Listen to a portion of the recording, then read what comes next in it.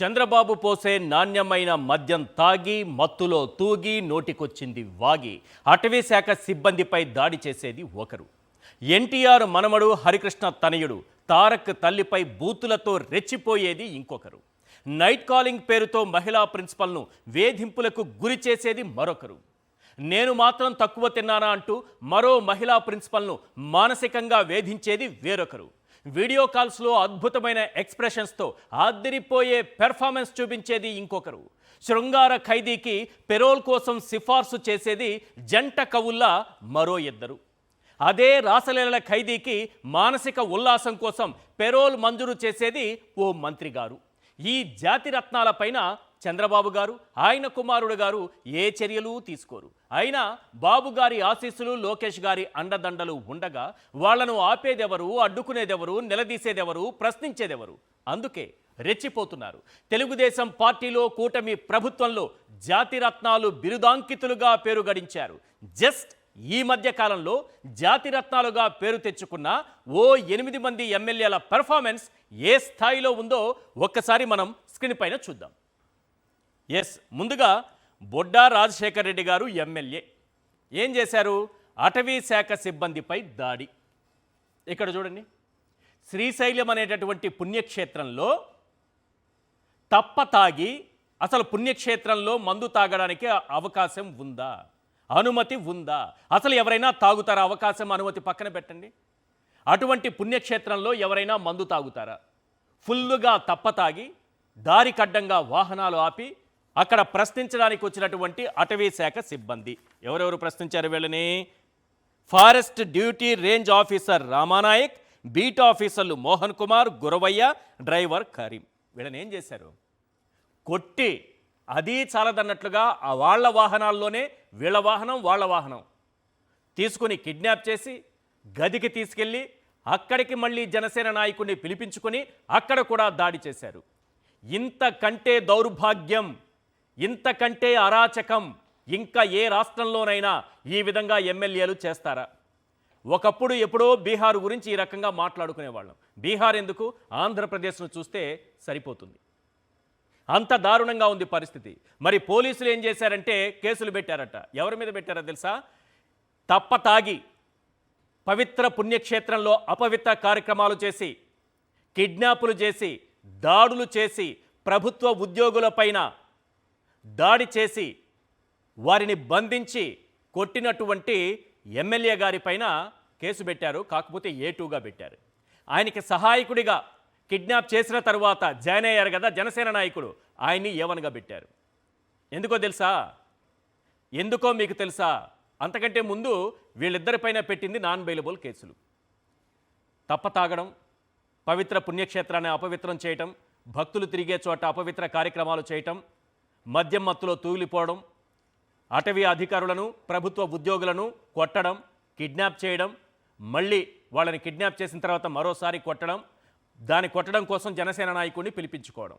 జనసేన నాయకుడిని A2గా ఎందుకు పెట్టారో తెలుసా? A1గా ఎందుకు పెట్టి బుడ్డా రాజశేఖర్ గారిని A2గా ఎందుకు పెట్టారో తెలుసా? పవన్ కళ్యాణ్ గారు అయితే ఏం అడగరు కదా. పవన్ కళ్యాణ్ గారిని మనం ఒప్పించుకోవచ్చు, మెప్పించుకోవచ్చు మన ప్రభుత్వంలో. ఆయనకి ఏమన్నా చెప్తే ఓకే, మా పార్టీ వాడిని వేసేయండి కావాలంటే A1గా, మీ పార్టీ నాయకుడిని కావాలంటే A10గా పెట్టండి. ఏమైంది ఇప్పుడు? పవన్ కళ్యాణ్ గారు ఒప్పుకుంటారు. ఆ ధైర్యం ఎక్కడి నుంచి వచ్చింది? ఆ ధైర్యం ఎవరిచ్చారు? ఈ ధైర్యం ఇది పరిస్థితి. అక్కడి నుంచి వచ్చిన ధైర్యం కాబట్టే ఈరోజు A1గా జనసేన నాయకుడిని, A2గా బుడ్డా రాజశేఖర్ రెడ్డిని పెట్టారు. ఇంత దౌర్భాగ్యం, ఇంత దాడి, ఇంత దాష్టీకం కళ్ళ ముందు కనిపిస్తుంటే మన చంద్రబాబు గారు, ఆయన తనయుడు లోకేష్ గారు ఆయన పైన తీసుకున్నటువంటి చర్యలు ఇంత కాకిరెట్టంత, సింపుల్గా చెప్పాలంటే. నెక్స్ట్ బుడ్డా రాజశేఖర్ రెడ్డి గారిని కాసేపు పక్కన పెడదాం. ఇప్పుడు ఇంకో కేసుకి వెళ్దాం. Case number 2. Kotamreddy Sridhar Reddy MLA, పాశం సునీల్ ఎమ్మెల్యే, గుంటూరు ఎమ్మెల్యే పాశం సునీల్ గారు, నెల్లూరు రూరల్ ఎమ్మెల్యే గారు.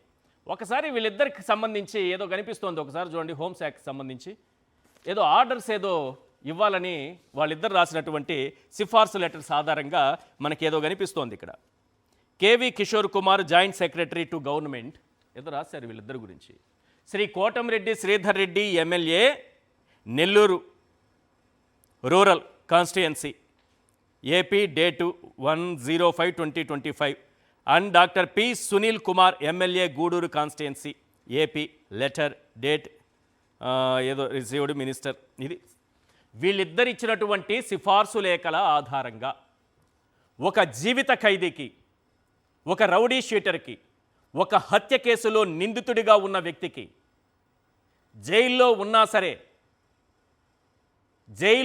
సరే ఎలాంటి కార్యక్రమాలు, బయట కార్యక్రమాలైనా సరే, దాడులు, దౌర్జన్యాలు ఏవైనా చేయించగలిగినటువంటి స్థాయిలో ఉన్నటువంటి వ్యక్తి. అతనికి పెరోల్ ఇమ్మని ఈ ఇద్దరు సిఫార్సు చేశారు, కోటంరెడ్డి గారు, సునీల్ గారు. అసలు అతనికి పెరోల్ ఇవ్వమని వీళ్ళెందుకు అంత తాపత్రయం? ఏంటి అతని మీద ఉన్నటువంటి ప్రేమ? ఆ లవ్ ఏంటి? శ్రీకాంత్ అనే వ్యక్తితో వీళ్ళిద్దరికి ఉన్న లవ్ ఏంటి? ఎక్కడ పుట్టింది లవ్? ఎప్పుడు పుట్టింది లవ్? 2014లోనే జీవిత ఖైదు పడిన తరువాత అతను తప్పించుకొని పారిపోయి 2014 నుంచి 2018 వరకు 4.5 ఏళ్ళు, దాదాపు 2018 దాటిన తర్వాత దాదాపు 4.5 ఏళ్ళు అతను కనిపించకుండా వెళ్ళిపోయాడు. ఆ తర్వాత అతనే వచ్చి లొంగిపోయాడు. అంటే ఎంత చక్కగా గతంలోనే మనం కాపాడుకున్నాం అతన్ని. ఎందుకు ఈ శృంగార ఖైదీకి, రాసలీలల ఖైదీకి ఎందుకు మనం పెరోల్ ఇమ్మని సిఫార్సు చేశాం? తిరుపతి ఎస్పీ ఇది కుదరదని కూడా చాలా క్లియర్గా చెప్పారు. కోటంరెడ్డి శ్రీధర్ రెడ్డి, పాసెన్ సునీల్లు హోంశాఖ జాయింట్ సెక్రటరీ కేవి కిషోర్ కుమార్కు సిఫార్సు చేశారు. అయితే ఒక్కసారి జైలు నుంచి పరారైన శ్రీకాంత్కు పెరోల్ ఇవ్వకూడదని తిరుపతి జిల్లా ఎస్పీ హర్షవర్ధన్ రాజు నివేదిక సమర్పించారు. దాంతో శ్రీకాంత్కు పెరోల్ మంజూరు చేయాలన్న ప్రతిపాదనను కిషోర్ కుమార్ తిరస్కరించారు. ఈ మేరకు అధికారికంగానే జూలై 16న ఉత్తర్వులు జారీ చేశారు. అయితే ఆ తరువాత పరిణామాల్లో శ్రీకాంత్ సన్నిహితురాలు అరుణ, పాపం మొన్ననే అరెస్ట్ అయింది కదా, ఆ అమ్మాయి బయట ఉంటే చాలా వాస్తవాలు బయటకు వచ్చేస్తాయి కదా. ఆ అమ్మాయి బయట ఉంటే చాలామంది లోపలికి వెళ్లాల్సి వస్తుంది. కాబట్టి ఆ అమ్మాయినే లోపలేస్తే మనం బయట ఉండొచ్చు. Simple logic. కాబట్టి ఈ అరుణతో మంత్రికి డీల్ కుదిర్చారు. ఏ మంత్రికి? ఇప్పుడు చెప్తాను చూడండి. డీల్ ఓకే కావడంతో శ్రీకాంత్కు పెరోలు మంజూరు చేయాలని ఆదేశిస్తూ హోంమంత్రి అనిత స్వయంగా నోట్ ఫైల్స్పై సంతకం పెట్టారు. ఈ 2 కాపీలు మీకు చూపిస్తున్నాను. ఒక్కసారి 2 కళ్ళు పెద్దవి చేసి గుడ్లప్పగించి మన ఎన్నుకున్నటువంటి ఎమ్మెల్యేలు, గౌరవనీయులైనటువంటి హోంమంత్రి గారు ఎటువంటి కార్యక్రమాల్లో పాలు పంచుకుంటున్నారు, ఎటువంటి కార్యక్రమాలు నిర్వహిస్తున్నారు, జాతిరత్నాలుగా ఒక్కొక్కరు ఎదగడానికి వారి వంతు ప్రయత్నం వారు ఏ రకంగా చేస్తున్నారు. బుడ్డా రాజశేఖర్ రెడ్డి గారితో మొదలుపెట్టాం. ఇప్పుడు ఎక్కడికి వచ్చాము? కోటంరెడ్డి గారి దగ్గరికి వచ్చాం. నెక్స్ట్ పాసెం సునీల్ గారి దగ్గరకు వచ్చాం. నెక్స్ట్ హోంమంత్రి అనిత గారి దగ్గరకు వచ్చాం. ఒకసారి కేసు నెంబర్ 3 ఒకసారి చూపించండి. కేసు నెంబర్ 3 వంగలపూడి అనిత గారు హోంమంత్రి ఈ పెరోల్ ఖైదీకి, ఈ దృశ్యాలు చూస్తున్నారు కదా, ఆ ఖైదీకి పెరోల్ ఇవ్వాల్సిందిగా సంతకాలు పెట్టారు. ఆ జీవో కాపీ మన కంటికి కనిపించదు. చంద్రబాబు నాయుడు గారు చీకటి జీవోలు అని జగన్మోహన్ రెడ్డి గారి పైన అబద్ధాలు చెబుతారు కదా, అలాంటి చీకటి జీవో ఇచ్చారు. ఈ పెరోల్ ఎప్పుడైతే వీడియో బయటకు వచ్చిందో పెరోల్ రద్దు చేశారు. రద్దు చేసిన జీవో కాపీ మాత్రం బయట పెట్టారు. తప్పించుకోవాలి కదా, మేము పరమ పుణ్యాత్ములం అని చెప్పుకోవాలి కదా. ఇలాంటి రాసలీలల ఖైదీకి ఏ రకంగా పెరోల్ ఇస్తారు? ఎవరిచ్చారు? అసలు పాశం సునీల్కి, కోటంరెడ్డికి, శ్రీకాంత్కు ఉన్నటువంటి సంబంధాలేంటి? అరుణతో హోంమంత్రి గారికి కుదిరిన డీల్ ఏంటి? హోంమంత్రి గారే సిఫార్సు చేసి ఆ తర్వాత మేడం గారు మాట్లాడారు. ఒక ప్రెస్ మీట్లో జర్నలిస్ట్ అడిగితే ఈ పెరోల్ వెనుక ఏముంది, దాని గురించి మనం మాట్లాడే ముందు మీరంతా నా సోదరులు అని ఏదేదో తిప్పారే కానీ అసలు విషయం చెప్పలేదు. నిజానికి తెలుగులో చెప్పడం కంటే మేడం కొంకణి భాషలో చెప్పుంటేనే మనకు కాస్తైనా అర్థమయ్యేది. కానీ తెలుగులో చెప్పినా అసలు అర్థం కాలేదు. ఆ స్థాయిలో దాన్ని ట్విస్ట్ చేస్తూ చెప్పారు. నేను వీళ్ళందరినీ ఎందుకు ప్రస్తావిస్తున్నానంటే, కనీసం ముఖ్యమంత్రి గారు, లేకపోతే ముఖ్యమంత్రికి మించిన ముఖ్యనేతగా ఉన్న మన లోకేష్ గారు, వీళ్ళకిచ్చిన పదవులేంటి, వీళ్ళు చేస్తున్న పనులేంటి, ఒక్కసారైనా దానిపైన దృష్టి పెట్టారా? ఒక్కరిపైనైనా యాక్షన్ తీసుకున్నారా? ఈ విధంగా చేస్తూ ఉంటే, అధికార దుర్వినియోగానికి పాల్పడుతూ ఉంటే ఏం చేస్తోంది ఈ ప్రభుత్వం? ముఖ్యమంత్రి గారు ఏం చేస్తున్నారన్నదే ప్రశ్న. నెక్స్ట్ కేసు నెంబర్ 4 చాలా ఆసక్తికరమైనటువంటి కేసు ఇది. దగ్గుబాటి ప్రసాద్ గారు, ఎన్టీ రామారావు గారు పెట్టిన పార్టీ ఆ పార్టీలో ఇప్పుడు ఆంధ్రప్రదేశ్లో 175 నియోజకవర్గాల్లో ఆ పార్టీ అధినేత అయినటువంటి చంద్రబాబు నాయుడు గారు దయతలిచి టికెట్ ఇస్తే కష్టపడితే ప్రజలు ఓట్లేస్తే ఎమ్మెల్యే అవుతారు ఆయన స్థాయి అది. కానీ ఈయన ఏం మాట్లాడతారో తెలుసా? అదే ఎన్టీఆర్ కుమారుడైనటువంటి హరికృష్ణ కుమారుడుగా ఉన్నటువంటి జూనియర్ ఎన్టీఆర్ని ఆయన తల్లిని దూషిస్తారు.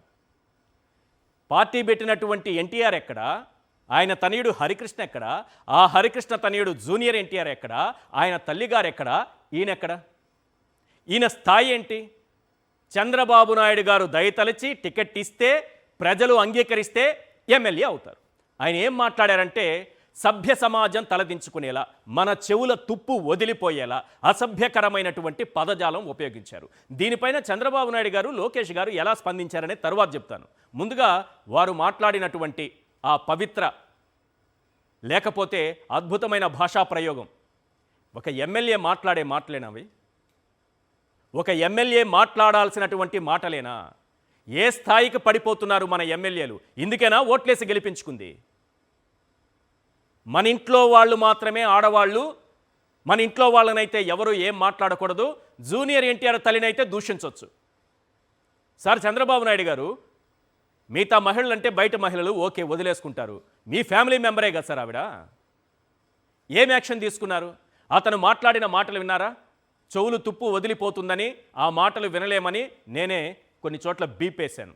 దయచేసి బీప్ ఉన్న చోటంతా కూడా ఏం మాట్లాడుంటారో అనేది మీ ఊహకు వదిలేస్తున్నా. కాసేపు ప్రవచనం ఒక్కసారి వినిపించండి. జూనియర్ ఎన్టీఆర్ గురించి, ఆయన తల్లి గారి గురించి, దగ్గుబాటి వెంకటేశ్వర ప్రసాద్ గారి ప్రవచనం ఒకసారి చెవులారా విందాం ప్లీజ్. 16 అంటే 16 పెట్టిచ్చేసిన అప్పుడే వస్తున్నా చూడు. నువ్వు వస్తావా కదా పర్లేదు. సినిమాకి ఎట్లా పోతారు మీరు? పర్మిషన్లు ఉన్నాయా? నా పర్మిషన్ గవర్నమెంట్ ఇచ్చింది నాకు. పర్మిషన్లు లేవు. పర్మిషన్ లేవు. ఏమన్నా పర్మిషన్ లేవు, ఆపిస్తున్నా. ఎందుకులేనా మరికనా తప్పగా ముందు నుంచి నా ఫ్యాన్స్ లో మనిషి మాకి ఎట్లా పోతారు అంట. నిన్న లోకేష్ సార్ ఇబ్బంది పెడితే, లోకేష్ సార్ మాట్లాడితే ఎట్లా పోతారు సినిమాకి మీరు?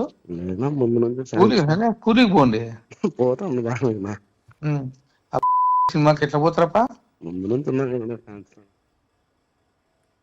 ఈ బీపులతోనే వినాల్సింది, అందులో ఏం మీకేం అర్థం కాదు. కావాలంటే కొన్ని ఉంటాయి ఒరిజినల్. నేనైతే ఇక్కడైతే కాస్త సంస్కారం ఉంది, విజ్ఞత ఉంది కాబట్టి బీపులు వేశాను. మా చెవుల రింగుమని మారు మ్రోగేదాకా రింగుమని ఫోన్ రింగులో మాట్లాడుకున్నటువంటి మాటలవి. కానీ దీనిపైన చంద్రబాబు నాయుడు గారి రియాక్షన్ ఏంటి? దీనిపైన లోకేష్ గారి రియాక్షన్ ఏంటి? అతనిపైన తీసుకున్నటువంటి చర్యలు ఏంటి? మాట్లాడుకుందాం, క్లియర్గా మాట్లాడుకుందాం. మనం ఓట్లేసి గెలిపించింది దగ్గుబాటి ప్రసాద్ గారిని ఎందుకో తెలుసా?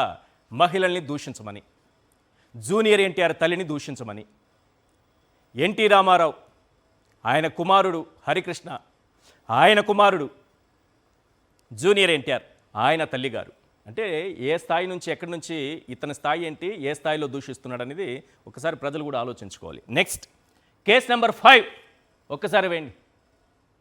సౌమ్య బాధితురాలు. ఎవరు బాధితురాలయ్యా అంటే కోన రవికుమార్ గారు ఎమ్మెల్యే, ఆముదాల వలస ఎమ్మెల్యే.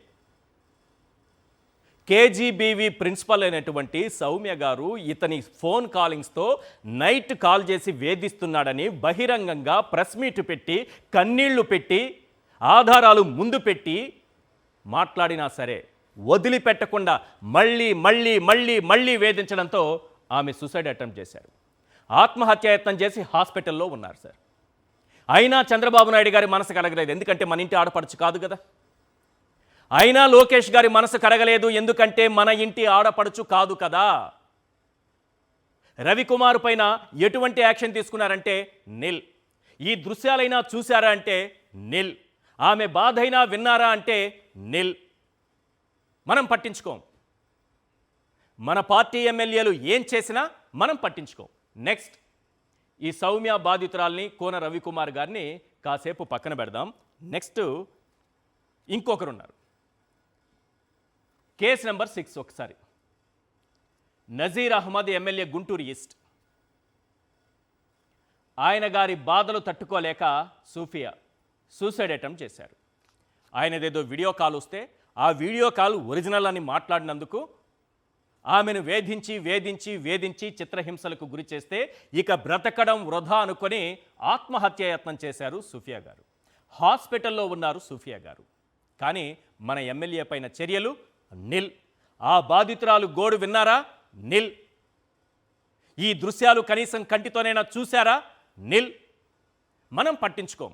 ఈ రాష్ట్రంలో మహిళలు ఏమైపోయినా మనకు అక్కర్లేదు.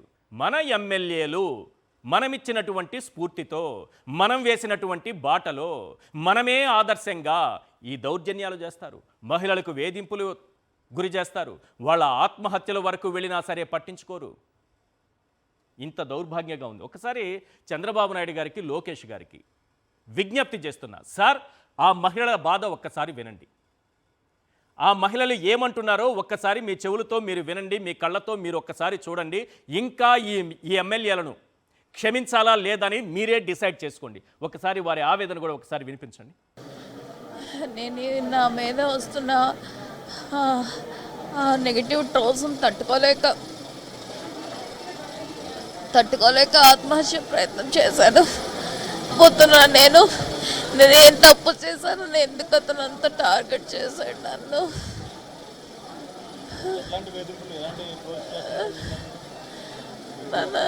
అన్ని రకాలుగా శారీరకంగా, మానసికంగా నరకయాతన చూపిస్తున్నాడు, వేధిస్తున్నాడు. నేను బయటకు వచ్చి ఇది చెప్పడం వల్ల ఇంకా లేనిపోని మాటలన్నీ కూడా పెట్టి వీడియోస్ అన్నీ నా గురించి, నా ఫ్యామిలీ కోసం మాట్లాడుతున్నారు, అబద్ధాలన్నీ చెప్తున్నారు. నేనే తట్టుకోలేకపోతున్నాను. వాణి, నవీన్, వాళ్ళ తమ్ముడు విజయ్ ముగ్గురు కలిసి చేశారు ఇదంతా.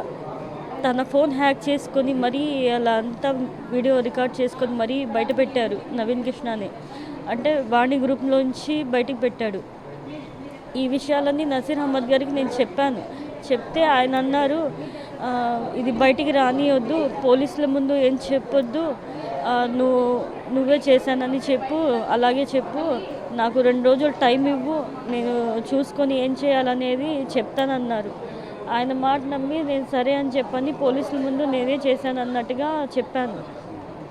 కానీ ఆయన ఇప్పుడు వాళ్ళు ఒకటైపోయి ఇంకా నా మీదే వేయటానికి చూస్తున్నారు.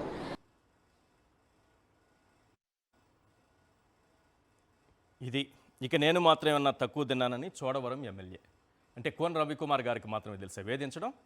కోన రవికుమార్ గారికే తెలుసా నైట్ కాలింగ్లు చేయటం? కోన రవికుమార్ గారికే తెలుసా ఆత్మహత్యలకు ప్రేరేపించడం? కోన రవికుమార్ గారికి మాత్రమే తెలుసా ట్రోలింగ్లు ఎలా చేయటం? నాకు రాదా, నేను చేయలేనా అన్నట్టుగా మన చోడవరం ఎమ్మెల్యే రాజు గారు కూడా రెచ్చిపోయారు. కస్తూర్బా ప్రిన్సిపల్ అన్నపూర్ణ, ఆమెను వేధించారు, ఆమెను దూషించారు, మాటలతో వేధించారు. ఏం జరిగింది? ఆవిడ కూడా హాస్పిటల్ పాలయ్యారు, గుండెపోటుతో హాస్పిటల్ పాలయ్యారు. ఒకసారి ఆ దృశ్యాలు కూడా చూపించండి, ఆ కేసు కూడా. ఎస్, కేసు నెంబర్ 7, అన్నపూర్ణ బాధితురాలు. ఆ కన్నీళ్లు చూడండి. ఈ మహిళల గోడు మనకు వినిపించదు, వాళ్ళ కన్నీళ్లు మనకు కనిపించవు. వాళ్ళ కన్నీళ్లు మన కంటికి కనిపించవు సార్. ఇన్ని ఘోరాలు, ఇన్ని నేరాలు, ఇన్ని అరాచకాలు మన ఎమ్మెల్యేలు చేస్తున్నా సరే ఈ ప్రభుత్వం ఎందుకు చూసి చూడనట్టు వ్యవహరిస్తోంది? వాళ్ళపైన యాక్షన్ తీసుకుంటే ఏదైనా జరుగుతుందని చంద్రబాబు నాయుడు గారు, లోకేష్ గారు భయపడుతున్నారా? కనీసం తన సొంత ఇంట్లో జూనియర్ ఎన్టీఆర్ తల్లిని దూషించిన వ్యక్తిని కూడా కనీసం మందలించలేకపోయారు, క్షమాపణ చెప్పించలేకపోయారు. అంటే అర్థం ఏంటి? దీని వెనుక ఎవరున్నారు? చాలా క్లియర్గా ప్రజలకు అర్థమైపోతుంది. అంతా మనకు ఓట్లేసి గెలిపించేశారు కాబట్టి వీళ్ళు తెలివి తక్కువ వాళ్ళు, అజ్ఞానులు, తెలివితేటలు లేవు ఈ ప్రజలకి, మనకే ఓట్లేశారంటే వీళ్ళు మూర్ఖులై ఉంటారు అని మీరు అనుకుంటున్నారేమో. మీకు ఓట్లేసినా తెలివైన వాళ్ళే, ఓట్లు వేయకపోయినా తెలివైన వాళ్ళే. మీకు ఓట్లు వేసినా తెలివైన వాళ్ళే, వేయకపోయినా విజ్ఞానులే. గుర్తుపెట్టుకోండి, సింపుల్ ఇది. కానీ ఇన్ని అరాచకాలు నేను ఒక 7 మాత్రమే తీసుకున్నా. ఆది మూలం నుంచి మొదలుపెట్టి అదే మూలం అని నేను చెప్పట్లేదు.